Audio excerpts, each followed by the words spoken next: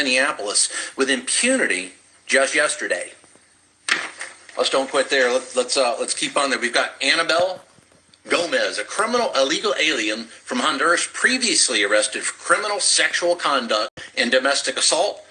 Other convictions include disorderly conduct and driving under the influence of liquor. Walking the streets as of yesterday. These are just three that I decided to print out. There's a whole stack of them. There's a whole stack of these. As a matter of fact, when we look over the past year at the 10,000 that have been arrested here in Minneapolis and Minnesota, that stack is enormous.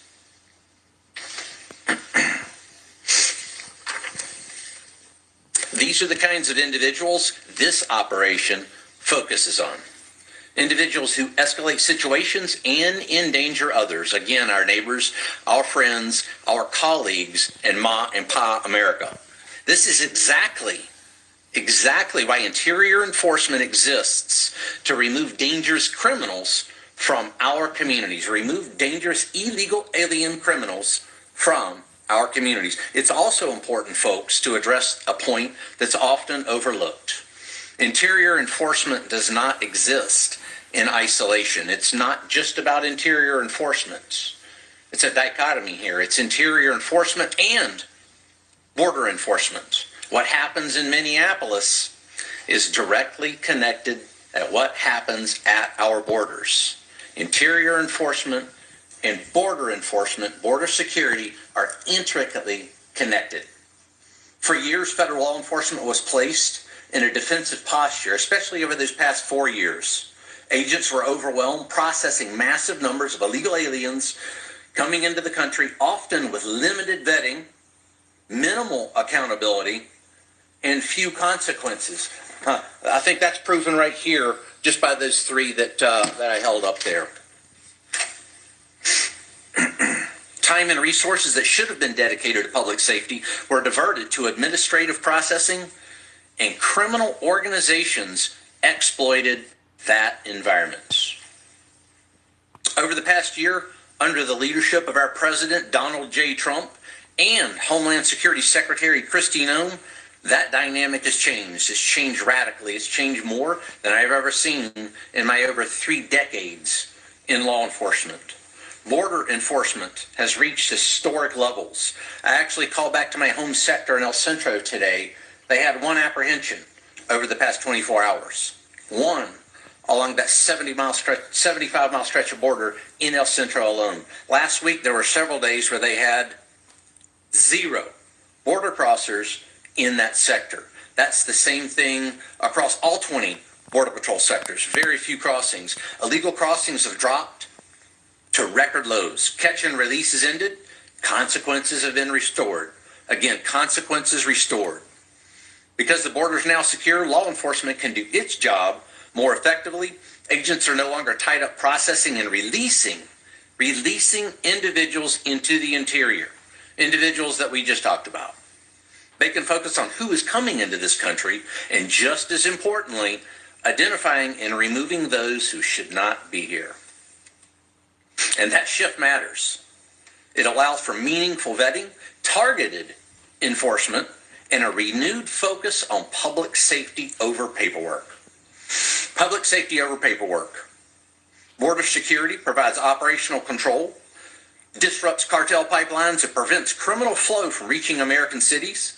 It also allows law enforcement to focus, again, on removing individuals who slip through during years of failed policies and later committed serious crimes. What happens on the border doesn't stay on the border. Border enforcement and interior enforcement are 2 parts of the same mission. A secure border without interior enforcement leaves communities vulnerable. And interior enforcement without border control is unsustainable. Again, it's that dichotomous relationship. When both are aligned, the results are clear. Over the course of this administration, more than 10,000 criminal illegal aliens, as I said, have been apprehended here in Minneapolis over the past year. And in just the last 6 weeks alone, during this most current surge, 3,000 arrests of some of the most dangerous offenders operating in Minneapolis have occurred. 3,000. These are not technical violations, as I mentioned. These are individuals responsible for serious harm. Think about it for just a second, what the rape of a child actually entails. It seems as if that's glossed over by the media oftentimes. What does that entail, and what's that like? Think about that. Murderers, rapists, gang members, they're not the people we want in our community. This is what public safety looks like when the law is enforced consistently and professionally.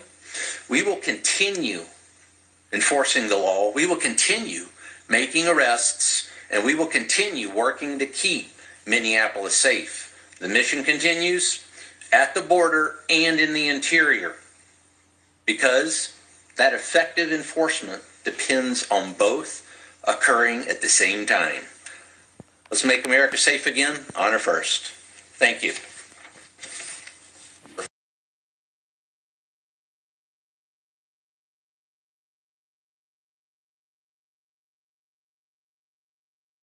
Director for ICE Enforcement Removal Operations. Thank you for joining us. We announced the current status of Operation Metro Surge. As you know, the Department of Homeland Security has arrested over 10,000 illegal aliens in Minnesota since President Trump took office. The weekend and through yesterday's holiday, ICE arrested 113 illegal aliens in Minnesota. Some of the criminal aliens that were arrested, whose photos you see beside me on the monitor, include an illegal alien gang member from Laos with convictions for homicide and robbery, an illegal alien from Laos who's been convicted for sodomizing a 12-year-old girl and sexual assault, an illegal alien from the Marshall Islands who has 24 criminal convictions, including assault, domestic abuse, and theft. There's an illegal alien from Honduras convicted of 3 DUIs who has also been arrested for kidnapping, robbery with a dangerous weapon, and possession of a stolen firearm. An illegal alien from South Africa convicted of violating a restraining order and arrested for domestic violence, assault, meth possession, and DUI. We are currently also looking for 2 sexual predators who are at large in or around St. Paul right now. Lu Mao Ah, a criminal illegal alien from Laos who is wanted for sexually assaulting a child, rape, kidnapping, and domestic violence. And Kong Ming Bang, a criminal illegal alien from Laos who is wanted for sexual assault, gang activity, and simple assault. If you have any information about these 2 criminal illegal aliens or any other criminal illegal aliens, please call the ICE tip line at 866 DHS 2 ICE or visit the website at ice.gov to submit a tip. Since President Trump took office 1 year ago today, the state of Minnesota has released nearly 500 criminal aliens who were in police or state custody rather than turning them over to ICE for removal proceedings. Many of these criminals already have a final order of removal, which means an immigration judge has determined that they have no legal basis to remain in the United States. ICE currently has more than 1,360 immigration detainers on illegal aliens in Minnesota jails and prisons, and we are calling on Governor Walz and Mayor Fry to turn these criminal illegal aliens directly over to ICE to keep Minnesota residents in our community safe. If local officials, including those in the Twin Cities, don't want ICE to arrest criminal aliens that are at large in their communities, the best solution is to turn them over to us in a safe, controlled setting like a jail or prison, instead of releasing them back onto the street to victimize our neighborhoods, where your children go to school, where your parents live, and where you worship, shop, and spend time with your loved ones. The holiday weekend's arrests reflect ICE's commitment to public safety and responsible enforcement. When criminal illegal aliens threaten the Twin Cities or any other city in America, we act decisively to remove them from the community in a controlled and lawful manner. goal is simple. We're here to protect the American communities from people like the ones you see here on the monitor. Thank you.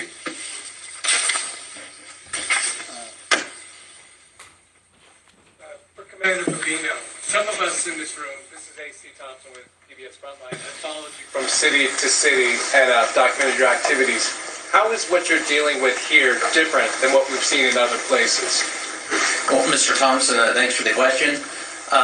We've been in many cities, as you know. We've been in Los Angeles, Chicago, Charlotte, New Orleans, and now obviously Minneapolis. So what we've seen that's a bit different here is the organization of some of the groups. The groups are a bit best. They've got some excellent communications, and that coupled with a very poor response from the mayor and the governor, those two things coupled together make that a difficult operating environment at times.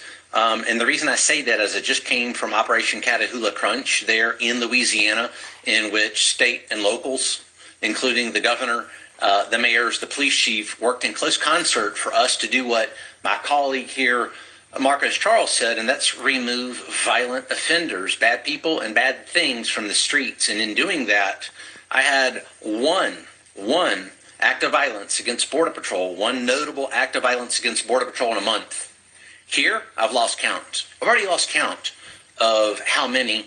I believe we had a vehicle ramming today. We had one yesterday in which two illegal aliens decided that it would be a good idea to ram Border Patrol agents and then take off. And in doing so, they hit a civilian vehicle as well. Those two were apprehended. So it's that collusion and corruption between elected officials and these anarchists that are intent on creating violence for law enforcement. You know, I see a lot of this that mirrors what happened in 2020 right here in this city when they decided to try to burn the city down. It's that same type of rhetoric, that same type of support by those elected officials. So that's very different than what I just witnessed in Louisiana, the place that I just came from.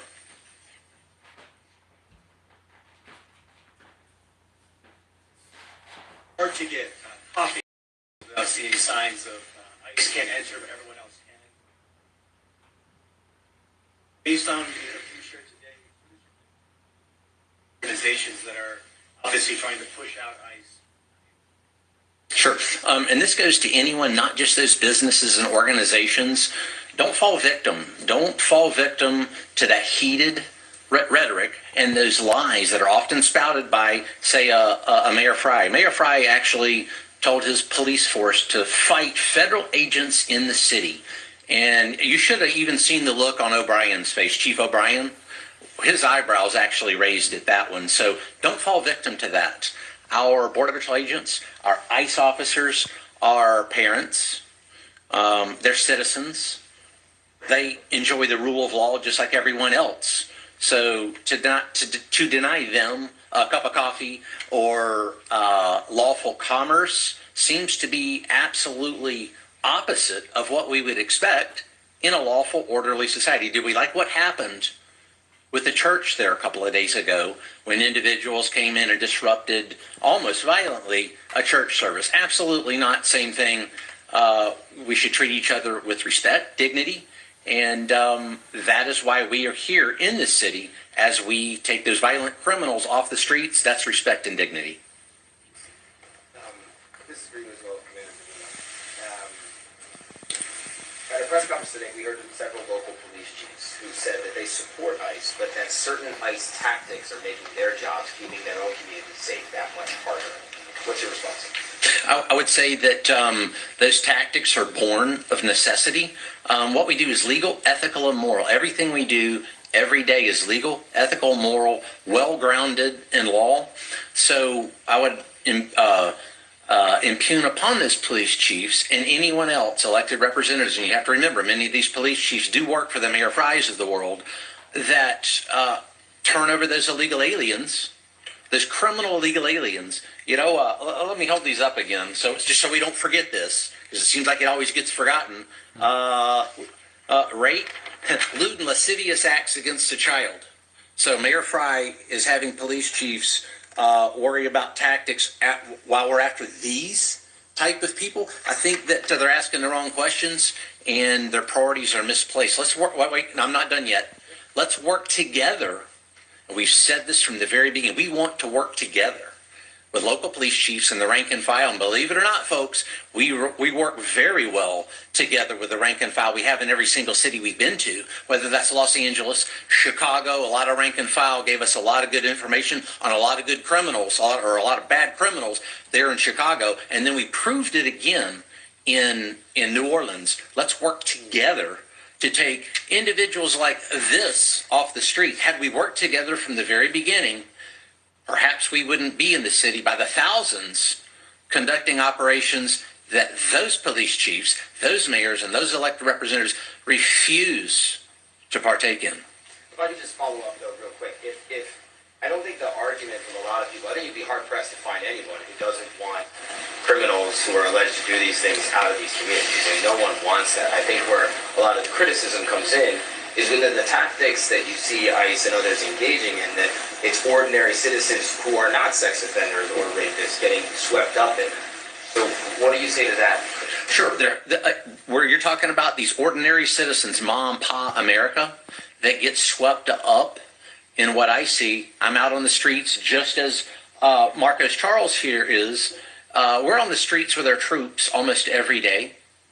And what we see when folks get swept up, as you say, oftentimes it's those agitators, those rioters, and now I call them anarchists, that actually cause mom, pa, America to sometimes be near, at, or involved in a very tense situation when they shouldn't even be. There's no need for that violence that we see against law enforcement. And again, it seems as the only people that are really dialing down that rhetoric is the federal law enforcement entities that just want to conduct legal, ethical, and lawful law enforcement missions in this city to take out those violent criminals, bad people, and bad things. Thank you.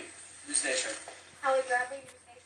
Questions. First one from Marcos Charles. What is the current status of What is the current status of the officer that was involved in the deadly shooting? Is he on administrative leave? And then the second question is, the local police today were accusing both ICE and Border Patrol of having a small group of people within the ranks that are causing these issues. What's your response to that? Either one of you can answer that one. They're saying that it's isolated to a small group of agents that are causing issues. So the officer that was involved in the shooting last week, or 2 weeks ago now, he's recovering. He's at home recovering. Is he on administrative leave or is he still involved in the operation? Right now he's at home recovering. Leave it at that. And as far as the response to local police saying that it's isolated to a small group of your agents or officers that are causing issues? So our officers that are out there, CBP, Border Patrol, DOJ partners that are out there, ICE, ERO, HSI, everybody that's out there is a professional. Enforce the immigration laws in an environment where local and state politicians have been spreading rhetoric that dehumanizes these officers and agents. We got time for one more. So Madam before we join the Daily Caller, earlier today, Brooklyn Park Police Chief said that his department is receiving endless of calls from American citizens saying that their civil rights are being violated by federal agents. And the police chief also went on to say that some of his off-duty officers are also being asked for their immigration status, and one officer was boxing. That's according to the police chief. I just wondered if you had a response for the Brooklyn Park police chief. Sure. Again, our Border Patrol agents, ICE officers, and those allied federal law enforcement agencies are out there conducting Title VIII immigration, the Title VIII immigration mission. And I tell you, when you have a mayor and a police chief, O'Hara, that say call 911 when ICE or Border Patrol's in the neighborhood, and then they wonder why the 911 system is overwhelmed with superfluous calls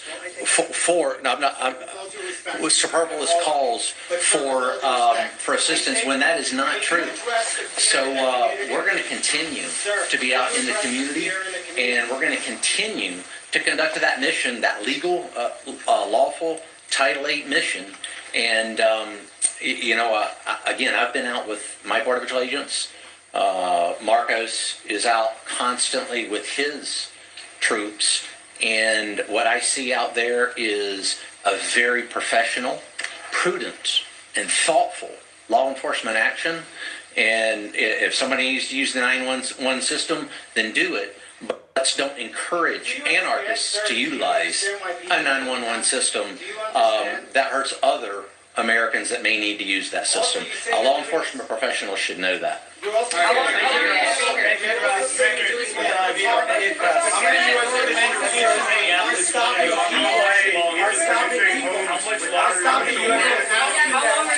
Thank you. Somewhere else?